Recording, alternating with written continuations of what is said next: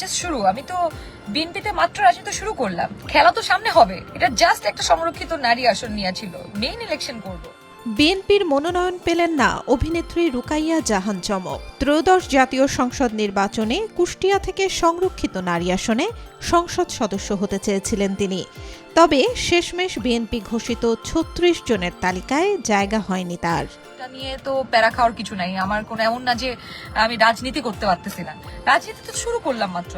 সোমবার রাজধানীর নয়াপল্টনে দলের কেন্দ্রীয় কার্যালয়ে এক সংবাদ সম্মেলনে আনুষ্ঠানিকভাবে ৩৬ প্রার্থীর নাম ঘোষণা করেন বিএনপির সিনিয়র যুগ্ম মহাসচিব ও প্রধানমন্ত্রীর উপদেষ্টা রুহুল কবির রিজভী। ঘোষিত এই তালিকায় ঠাঁই পাননি আলোচনায় থাকা অভিনেত্রী চমক।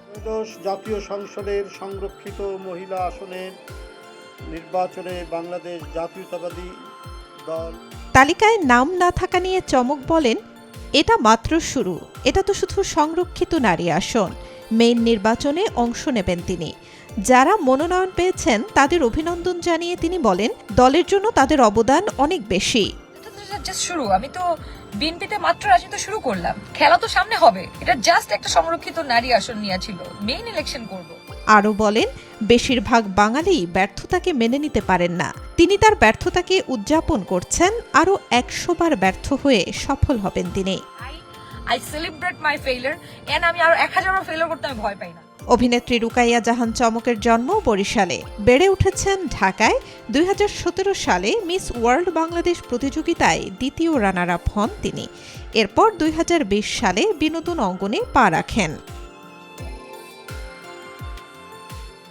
ত্রয়োদশ জাতীয় সংসদের সংরক্ষিত নারী আসনে সরকার দলীয় মনোনয়ন পাওয়াদের ২৮ জনই নতুন। এদের মধ্যে সর্বকনিষ্ঠ হিসেবে সংসদে যাবেন ছাত্রদল নেত্রী মানসুরা আলম।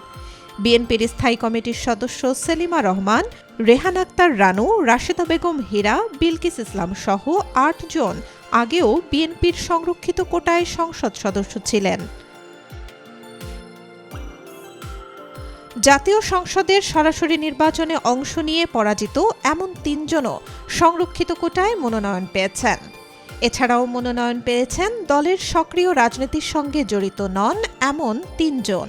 এছাড়াও মনোনয়ন পেয়েছেন দলের সক্রিয় রাজনীতির সঙ্গে জড়িত নন এমন কয়েকজন। Desk report, B news 24। Not failure, just beginning. Best wishes. Thank you.